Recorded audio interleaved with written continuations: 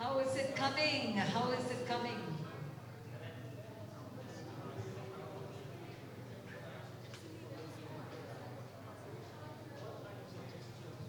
All right, I'm excited.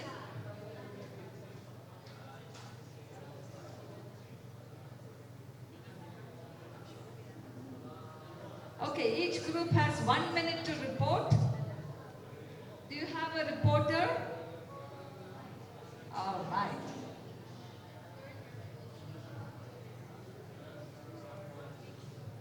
All right, may I have your attention?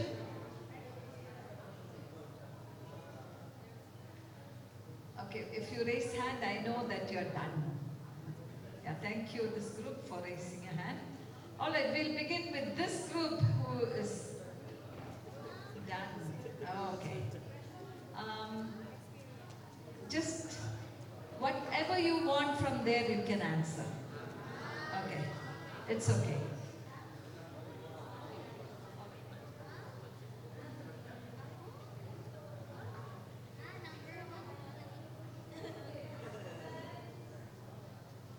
Any from that question. So I identified two specific examples during Jesus' life on earth that shows that his love is inclusive. The first one is the woman at the well. Like, yes, as diba, you know naman po the story. Like, despite being known that there's a rule that they're not allowed, the Jews are not allowed to go in that part. They have the boundary, but Jesus still went there. Jesus still interacted with the woman, even though the woman was parang in Filipino pinagchichismisan, like, and other people were mocking the woman because of her lifestyle. And the second one is Mary Magdalene. And as per you know, she is also being judged by people, and even the um, the leaders of the temple were mocking her, judging her, but still, and God loves her. Thank you. Let's give a hand to this table. Okay. All right, now this table, yes. Okay, good morning. Number one is the feeding the 5,000, and another two is the 12 disciples. Feeding the 5,000, everybody, no exception. And then how about the 12 disciples? Any status, you're a doctor or a fisherman, okay, you will be called disciples. Number two, uh, inclusion. Yes, during the seminars or even the Sabbath school or in all church gatherings, we are included. Okay, number three, a memorable life experience. Sir Jojo's experience is a very nice experience when his father told him na all boys except you. Yun. Ano ng experience niya. And then, ouch talaga yun. Yeah.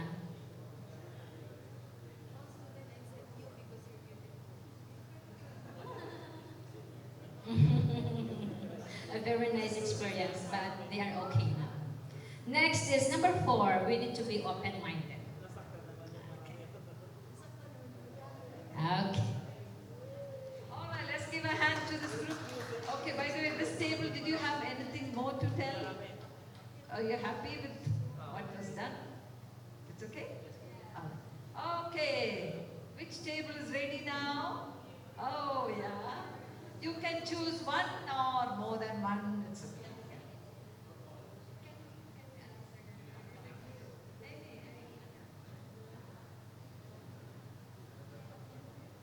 So, good morning. So, what a wonderful and timely topic, doctors. So, thank you so much. So, first of all, we want to answer number 4 question.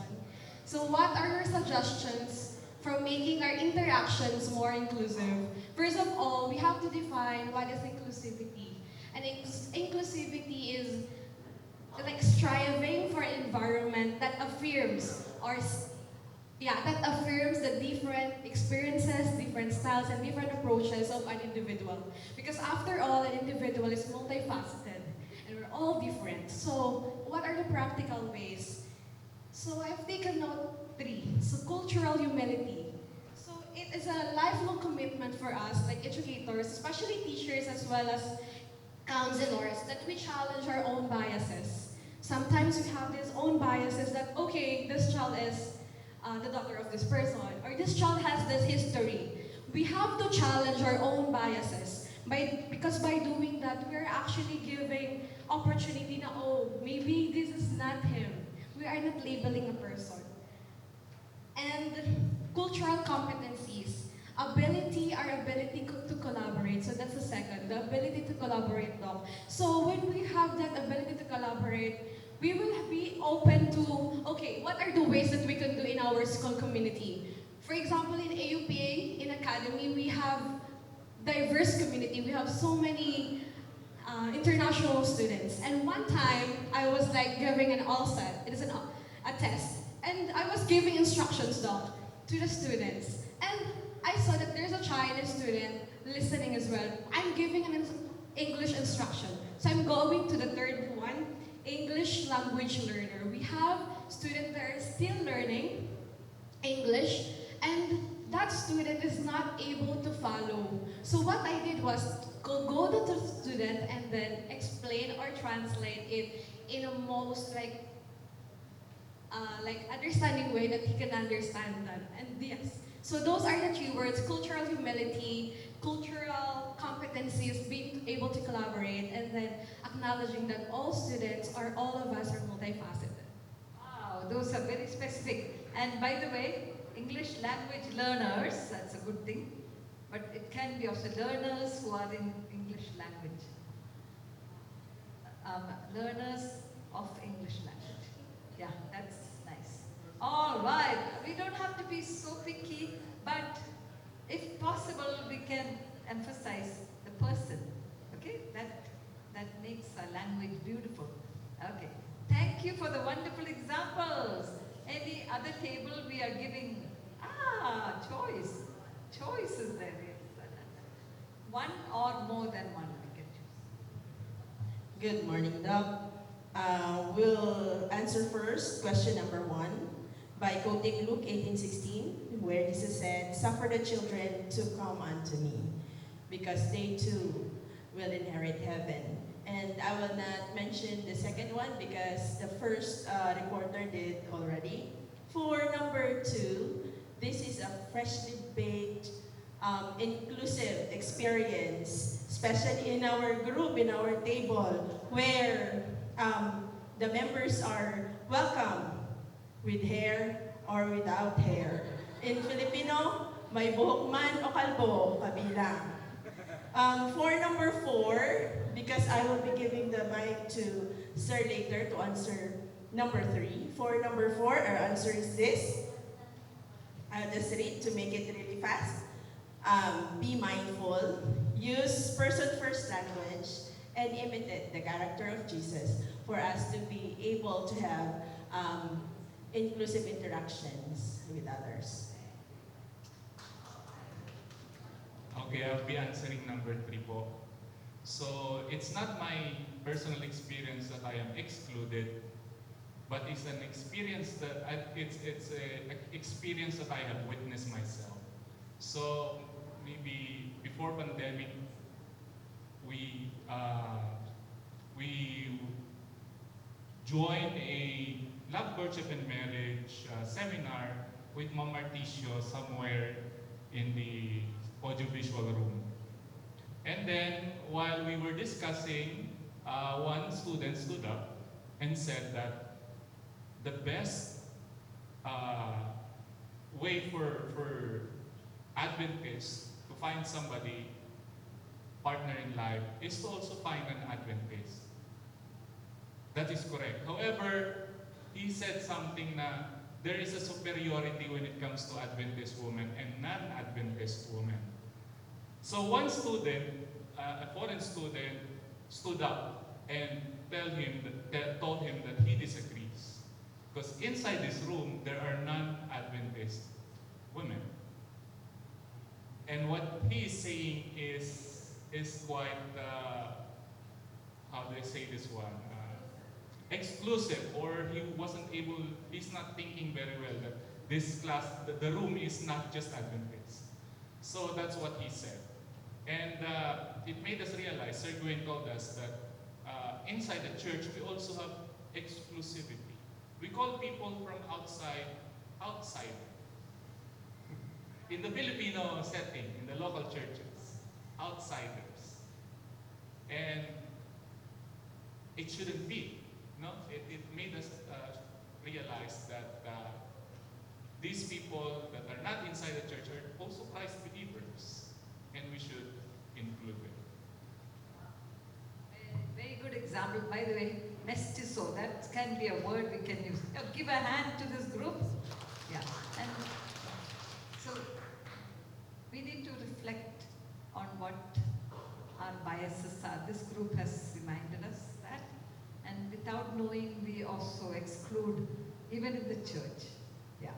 We many times boast, oh, Adventists are the only ones, who do this. And, okay, it may not be really true.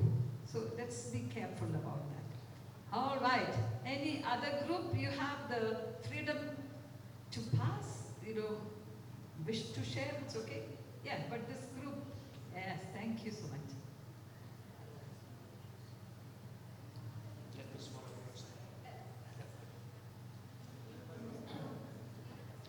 We are going to answer number 3. Share a memorable life experience when you felt that you were being excluded. We also have experiences here like Adventist teachers in the deaf ed, or invited to a wedding or any special occasion, and then you find yourself excluded because you cannot eat the food. Yeah, okay, so you felt I am excluded. Or even, mostly if you're a student, no, the food, you are a teacher, especially in a deaf ed, how do you say that? Government, yeah, okay, yeah. Okay, government, public schools. So they know you that you are an Adventist like this, but when it comes to gathering, you felt excluded because you cannot eat, only the salad. Yeah.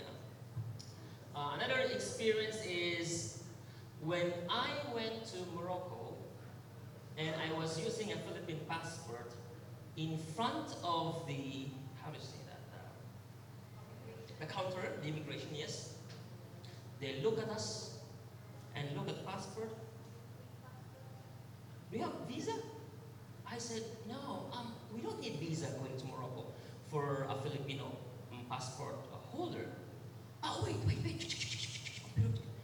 Then they were talking about the Arabic or whatever, and then they call again, and we found ourselves like little because there was a long line. But when I changed and when I held another passport in another situation, when they saw a different passport, they look at me, oh, I like it. Oh, you came from this. This one is nice. Okay, you can go. You can see that even if your face don't look like, but as long as you have a different passport or you are a different person or you have this kind of different thing, they will look at you differently. It's a form of exclusion also. The faces and the document you are holding.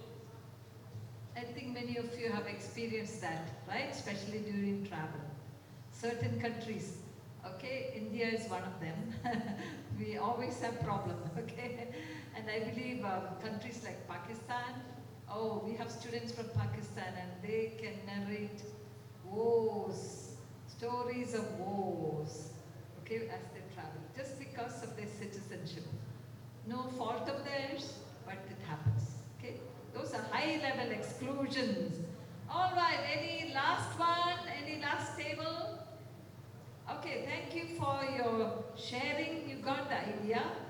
All right, and most importantly, we saw how Jesus still teaches us to be inclusive. We're going to take a 10-minute break. But before we go, I like the material managers. Do you have have you selected any material manager from your group? Okay, please come. We have some things to get for each member. For each member one. And for each member one. No, not this later. According to the number of members, please pick up. All right, when we come back from the break, we have some wonderful activities to participate in. All right. One for each member.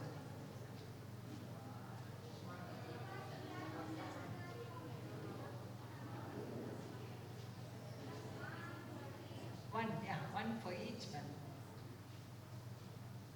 All right. You may distribute it, but no need to do anything yet. Let's take a break for 10 minutes. Is it okay?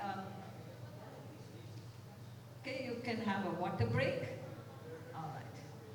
Please come back after 10 minutes. It's about 10:20 we start again.